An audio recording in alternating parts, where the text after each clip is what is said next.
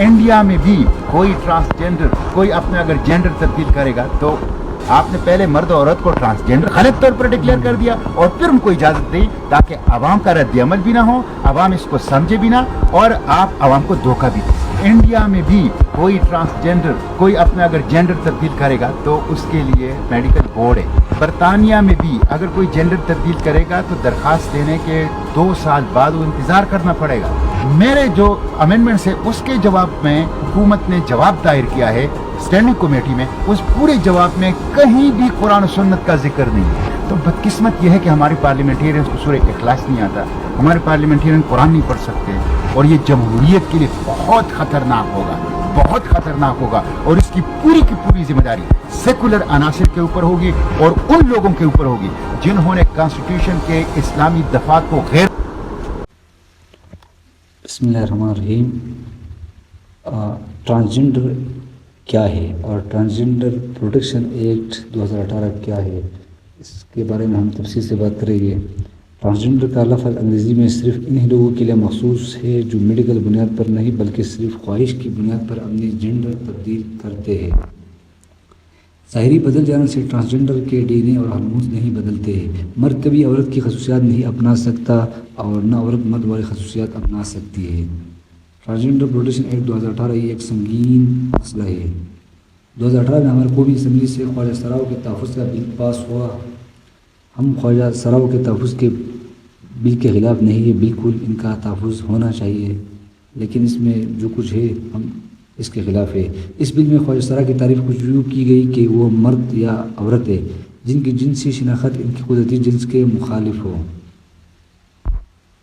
ساتھ ہی یہ بھی لکھا کہ ہر وہ شخص جس کی عمر 18 سال سے زیادہ ہے اس کو یہ حق حاصل ہے کہ وہ اپنی جنس خود تعین کرے، چاہے وہ مرد ہو یا عورت۔ یہ بل صرف اسلامی تعلیمات کے یکسر خلاف ہے بلکہ بنیادی اخلاقیات کے بھی یکسر منافی ہے۔ اس بل سے مرد اس قابل ہو گیا کہ وہ اپنی جنسی شناخت تبدیل کر کے عورت بن سکتا ہے اور عورتوں کے مخصوص مقامات یعنی واش رومز وغیرہ میں جا سکتا ہے، اور چونکہ قانون کی روح سے وہ ایک عورت ہے اس لیے وہ دوسرے مرد سے شادی بھی کر سکتا ہے۔ اس طرح وہ عورت کے یونیورسٹیز کالجوں میں بھی جا سکتا ہے۔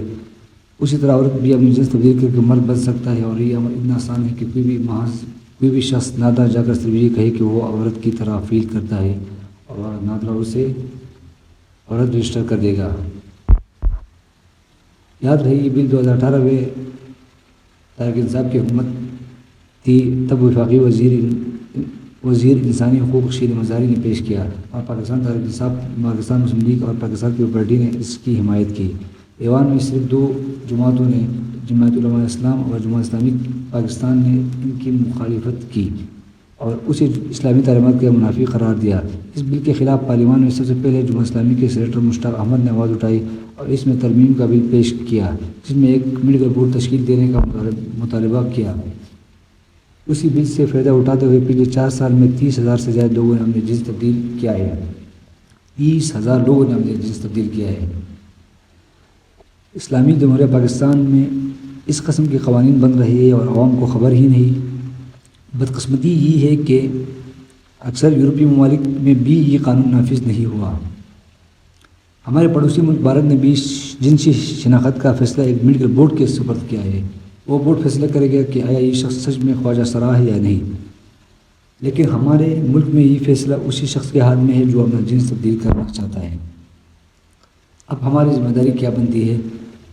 اگلے مہینے یعنی اکتوبر 2022 میں اس بل پر پارلیمانی کمیٹی فیصلہ کرے گی۔ ہمارے پاس صرف یہ 1 مہینہ ہے۔ ہماری سب سے پہلے ذمہ داری یہ ہے کہ عوام الناس کو اس بل کے بارے میں آگاہ کیا جائے۔ بڑے پیمانے پر یہ ذمہ داری علماء کرام اور سوشل میڈیا ایکٹیوسٹ کی ہے، جبکہ ہم صرف اتنا کر سکتے ہیں کہ اپنے اہل و عیال اور عزیز و اقارب کو اس فتنے سے آگاہ کریں، کیونکہ عوام کی اکثریت اس بل سے ناواقف ہے۔ اس لیے میری آپ سب سے گزارش ہے کہ اس پیغام کو آگے پھیلائیں۔ اگر قومی لوط کے اس فتنے پر بروقت قابو نہ پایا گیا تو یہ اجتماعی طور پر اللہ کی نافرمانی ہوگی۔ یاد رہے ایسی حالت میں اللہ تعالیٰ صرف ان کو نہیں پکڑتا جو گناہ گار ہو، بلکہ عذاب ان پر بھی آتا ہے جو گناہ ہوتا ہوا دیکھ کر اسے اپنے ہاتھ اور زبان سے نہ روکے۔ اس لیے میری آپ سب سے گزارش کہ اس پیغام کو آگے پلائے. یاد رہے کہ اگر پارلیمانی کمیٹی نے بل کے حق میں فیصلہ دے دیا تو بحیثیت مسلمان اور بحیثیت پاکستانی ہمارا ذمہ داری یہ ہوگی کہ سر پر کفن باندھ کر اس فیصلے کے خلاف باہر نکلے اور تب تک واپس نہ لوٹے جب تک اس بل کو ختم نہیں کیا جاتا، چاہے ہم پر فائر کھول دی جائے یا بم گرائے جائے، کیونکہ اگر اس بل کو ہم نے پاکستان میں قائم رہنے دیا تو ہماری معاشرتی نظام کا جنازہ اٹھ جائے گا اور ہم اللہ تعالیٰ کے عذاب کے مستحق ہو گئے. علامہ اقبال فرماتے ہیں وطن کی فکر کر ناداہ مصیبت آنے والی ہے، وطن کی فکر کر ناداہ مصیبت آنے والی ہے، تیری بربادیوں کے مشورے ہے آسمانوں میں. ٹرانسجنڈر ایکٹ میں ایک مجرمانہ شق یہ بھی ہے کہ اس بات کا فیصلہ وہ شخص خود کرے گا کہ وہ عورت ہے یا مرد. بات سمجھ آئی؟ اگر مرد نادرا کے دفتر جاتا ہے اور کہتا ہے کہ وہ خود کو عورت محسوس کرتا ہے تو قانون ادارے کو پابند کرے گا کہ وہ اسے بطور عورت رجسٹر کرے. یہ بنیادی طور پر ہم جنس پرستوں کو قانونی شکل دینے کی ایک صورت ہے.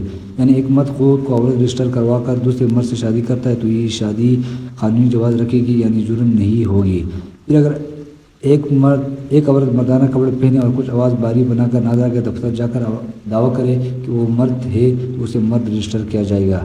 قانون اس کو وراثت میں دگنا حصہ دینے کے پابند ہوگا. یعنی